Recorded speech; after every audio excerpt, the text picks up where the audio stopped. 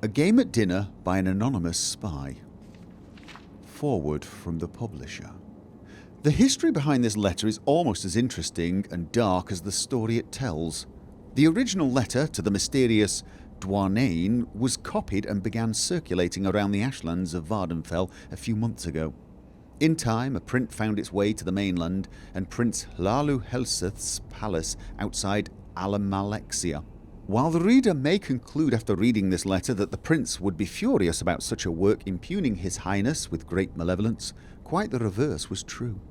The prince and his mother, Queen Baranzia, had it privately printed into bound copies and sent to libraries and booksellers throughout Morrowind.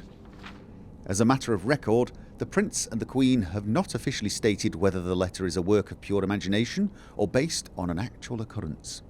The house dress has publicly denounced the work, and indeed no one named Dwayne, despite the suggestions in the letter, has ever been linked to the house. We leave the reader to interpret the letter as he or she believes. Neris Gan, publisher. Dark Liege Dwayne, you asked for a detailed description of my experience last night and the reasons for my plea to house dress for another assignment.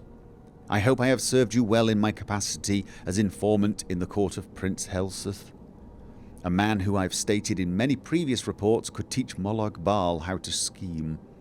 As you know, I've spent nearly a year now working my way into his inner circle of advisors. He was in need of friendship when he first arrived in Morrowind and eagerly took to me and a few others. Still, he was disinclined to trust any of us, which is perhaps not surprising given his tenuous position in Morrowind society. For your unholiness's recollection, the prince is the eldest son of Baranzia, who was once the queen of Morrowind and once the queen of High Rock, kingdom of Wayrest. At the death of her husband, Prince Helseth's stepfather, King Eadwyr, there was a power struggle between the prince and Eadwyr's daughter, the Princess Elisana.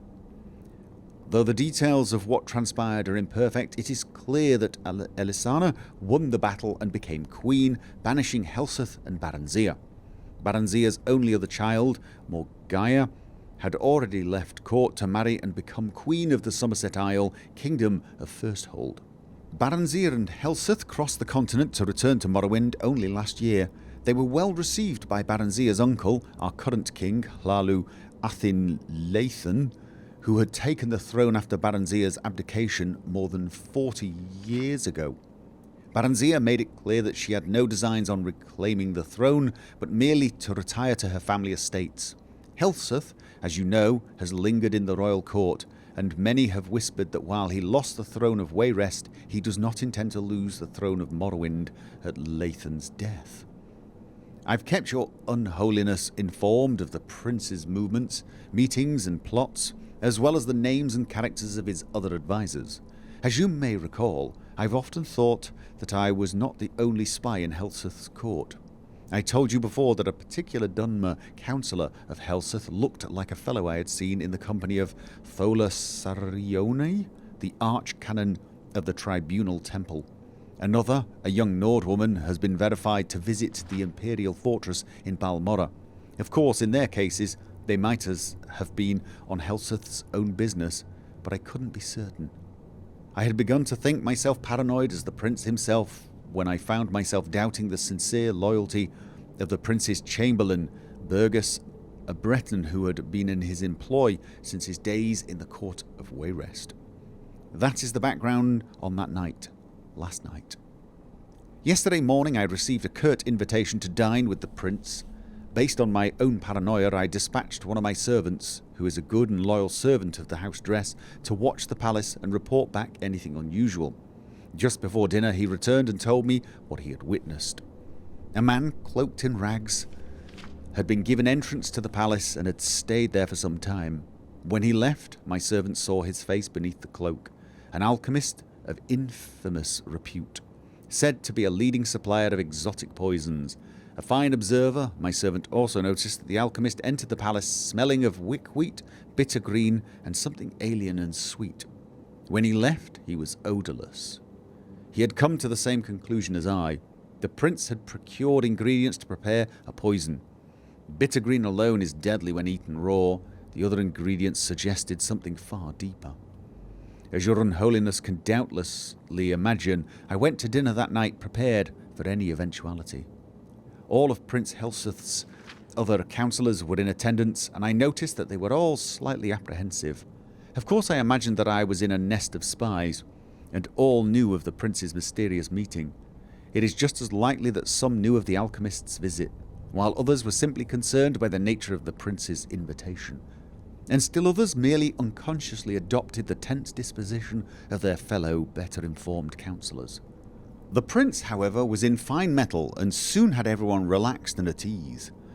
At 9 we were all ushered into his dining hall, where the feast had been laid out. And what a feast! Honey gore apples, fragrant stews, roasts in various blood sauces, and every variety of fish and fowl expertly and ostentatiously prepared. Crystal and gold flagons of wine, Flynn, Shane, and Mazda were at our seats to be savoured as appropriate with each course. As tantalising as the aromas were, it occurred to me that in such a maze of spices and flavours, a discreet poison would be undetectable. Throughout the meal I maintained the illusion of eating the food and drinking the liquor, but I was surreptitious and swallowed nothing.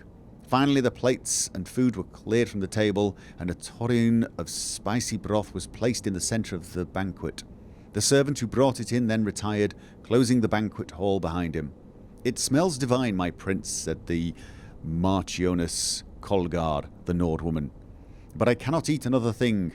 "Your Highness," I added, feigning a tone of friendliness and slight intoxication, "you know that everyone at this table would gladly die to put you on the throne of Morrowind, but is it really necessary that we gorge ourselves to death?"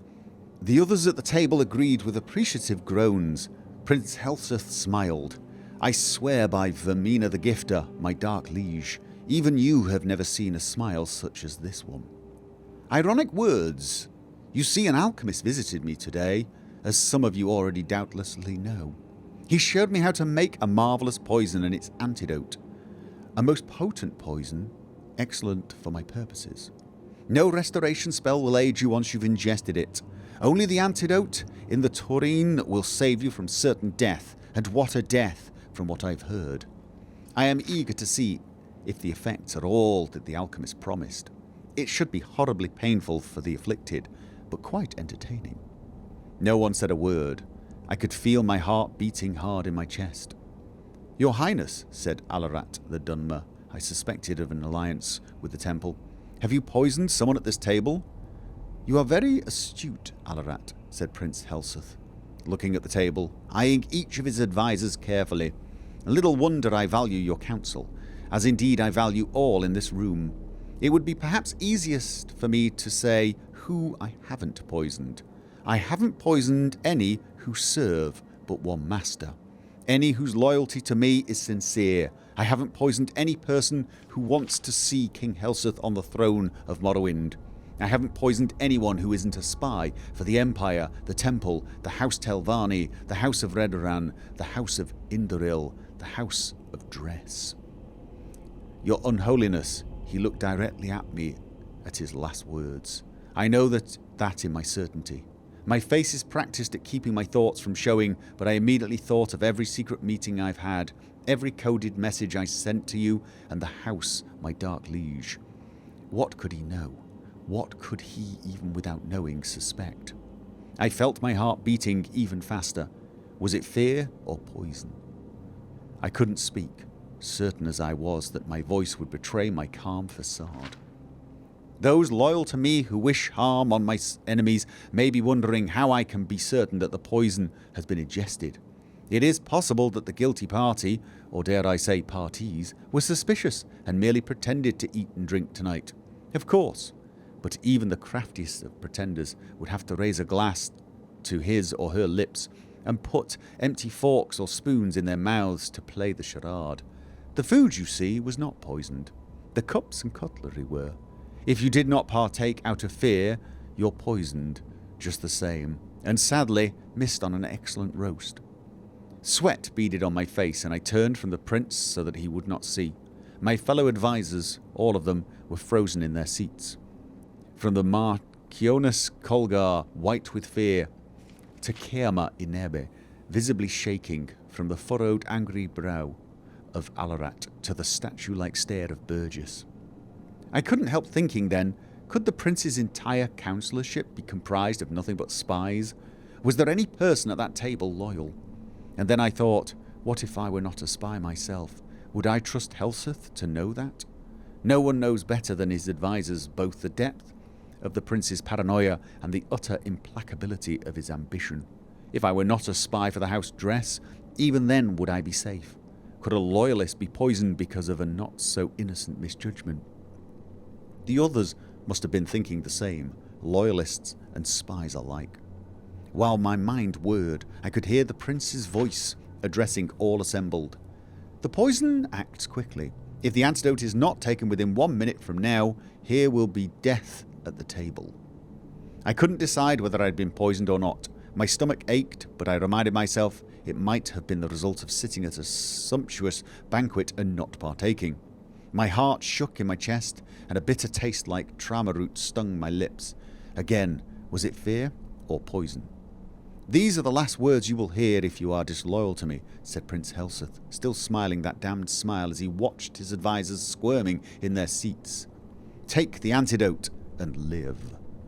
Could I believe him? I thought of what I knew of the prince and his character. Would he kill a self-confessed spy at his court, or would he rather send the vanquished back to his masters? The prince was ruthless, but either possibility was within his manner. Surely the theatricality of this whole dinner was meant to be a presentation to instill fear. What would my ancestors say if I joined them after sitting at a table eventually dying of poison? What would they say if I took the antidote, confessing my allegiance to you and the house dress, and was summarily executed? And I confess, I thought of what you might do to me even after I was dead. I had grown so light-headed and filled with my own thoughts that I didn't see Burgess jump from his seat. I was only suddenly aware that he had the tureen in his hands and was gulping down the liquid within. There were guards all around, though I never noticed them entering. "Burgess," said Prince Helseth, still smiling, "you have spent some time at Ghostgate, House Redoran?" "You didn't know?" Burgess laughed sourly. "No, House. I reported to your stepsister, the Queen of Wayrest. I've always been in her employ. By Akatosh, you poisoned me because you thought I was working for some damnable dark elves?" "You're half right," said the prince. "I didn't guess who you were working for, or even that you were a spy. But you're also wrong about me poisoning you. You've poisoned yourself when you drank from the tureen. Your Unholiness, you don't need to hear how Burgess died. I know that you have seen much over the many, many years of your existence, but you truly don't want to know. I wish I could erase the memory of his agonies from my own mind." The council was dismissed shortly thereafter. I do not know if Prince Helseth knows or suspects that I am too a spy. I do not know how many others that night, last night, were as close as I was from drinking from the tureen before Burgess did. I only know that if the prince does not suspect me now, he will. I cannot win at the games he mastered long ago at the court of Wayrest, and I beg your Unholiness, my dark liege, Dwayne, to use your influence in the house dress and dismiss your loyal servant from this charge. Publisher's note. Of course, the anonymous writer's signature has not been on any reprint of the letter since the original.